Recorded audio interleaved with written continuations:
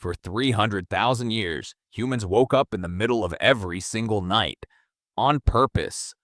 Not from stress, not from insomnia. Your brain still remembers how to do this, and tonight it's probably trying. Tonight, when the sun goes down, you're going to flip a switch. Light will flood the room and you won't think twice about it. But for 99.9% of human history, that switch didn't exist. When the sun set, the world went dark. You couldn't even see your own hand in front of your face.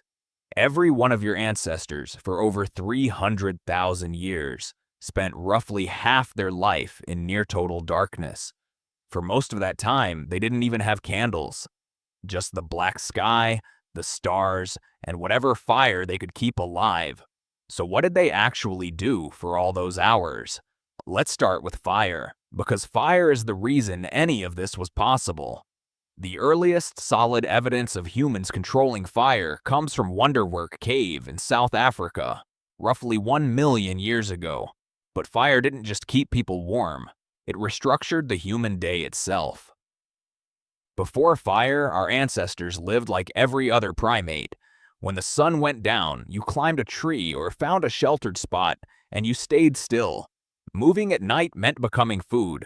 Our eyes are terrible in the dark compared to the predators that hunted us. Leopards, hyenas, wolves. All of them could see just fine. Fire changed that equation overnight. Literally. A campfire creates a circle of safety roughly 30 feet across. Anthropologists studying modern hunter-gatherer groups have long noted that wandering from the fire at night was, for obvious reasons, far more dangerous. Predators patrol the dark. The firelight keeps them at bay. But here's the part that's easy to miss. Fire didn't just protect humans at night. It gave them something they'd never had before. Extra hours. Before fire, the useful day ended at sunset. That's maybe 12 hours in summer, as few as 8 in winter. Fire added 2 to 4 usable hours to every single day, and over thousands of generations, those extra hours changed our species. So what did humans actually do with them? In 2014, anthropologist Polly Wiesner published a study in the Proceedings of the National Academy of Sciences.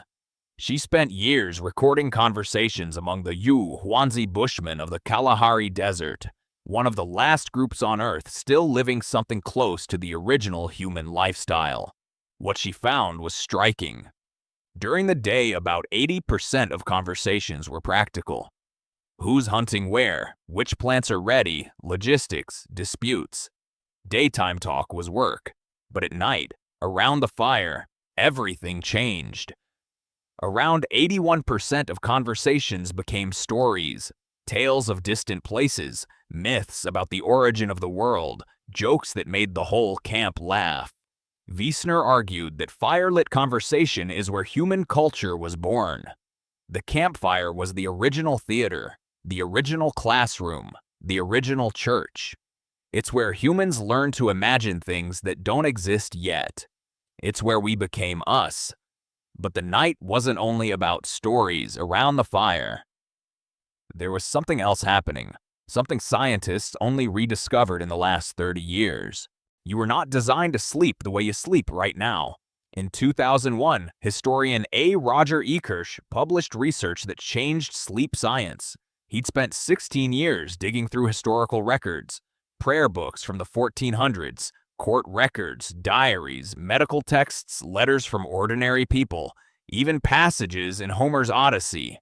Over 500 references, spanning centuries, all described the same thing. First sleep and second sleep. Before the industrial age, people didn't sleep in one continuous block. They went to bed shortly after sunset, slept about 4 hours, then woke. They stayed awake for 1 to 2 hours in the middle of the night, then slept again until dawn. This wasn't insomnia. It was the normal human sleep pattern for most of history. And what did people do during that wakeful window? Everything. A 16th century French physician recommended couples conceive children during this time. People visited neighbors, interpreted their dreams while the air were still fresh, or simply lay in the dark and thought. A doctor's manual from the 1500s advised that the best time to study and reflect was during the watch, the quiet hours between first and second sleep, when the mind was calm and the world was still. Historians had actually been reading these references for centuries.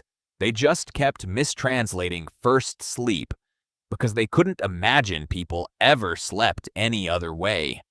The assumption ran so deep it distorted the translation of ancient Greek and medieval Latin texts. Then science caught up with what history had been saying all along. Here's where it gets strange.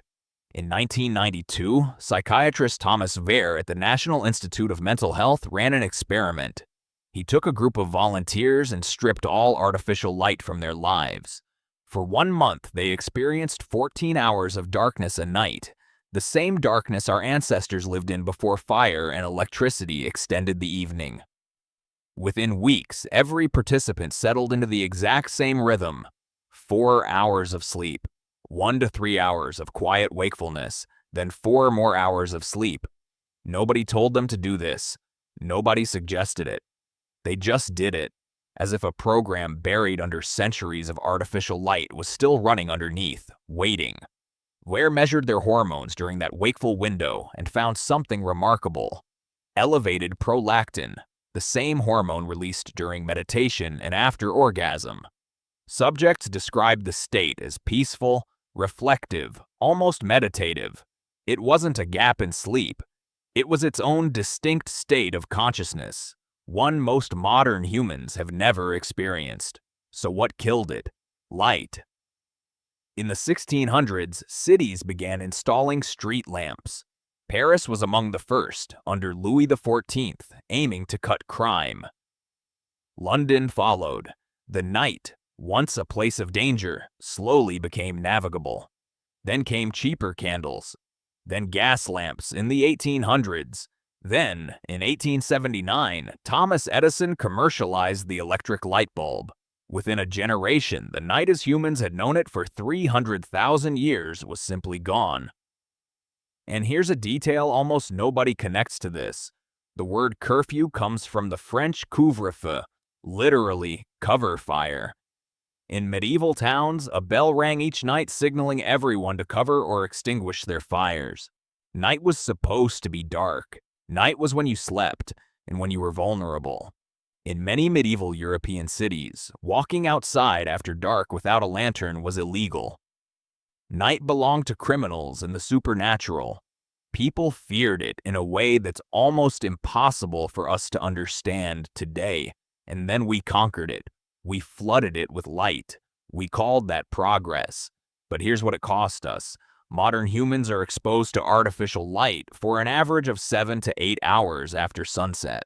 That light, especially the blue light from screens, suppresses melatonin, the hormone that regulates sleep. Your body can't tell the difference between a light bulb and the sun. When light hits your retina at 11 p.m., your brain reads it as daytime. Via melatonin release gets delayed. Sleep fragments. A rhythm that evolved over millions of years gets disrupted in a single generation. Researchers have found that people who spend just 1 week camping with zero artificial light have their melatonin cycles reset by nearly 2 hours. Their bodies start producing it at sunset again instead of hours later. That's all it takes for 300,000 years of programming to reassert itself. We didn't just change when we sleep. We erased an entire phase of human consciousness. That quiet, reflective state between first and second sleep, the one Wehr's subjects described as meditative, doesn't exist for most people anymore. Instead, we call it insomnia. We treat it like a malfunction. But what if it isn't one? What if waking at 2 a.m. and lying there in the dark isn't your body breaking down, but your body remembering exactly what it was built to do? For 300,000 years, your ancestors gathered around fires and told the stories that built civilizations. They slept in 2 phases, with a quiet window in between. They lived under skies so dark the Milky Way wasn't something you drove to a national park to see. It was just the sky. And every night, in that space between first and second sleep, they lay there and thought about their lives, their dreams, and the world they'd wake up to. We traded all of that for a light switch. Most of us never even noticed it was gone. So next time you wake up at 2 a.m. for no reason, don't reach for your phone. Just lie there for a minute. That's not insomnia. That's 300,000 years of your ancestors still awaken you. If this changed how you think about the dark, hit subscribe. The next one goes even further back.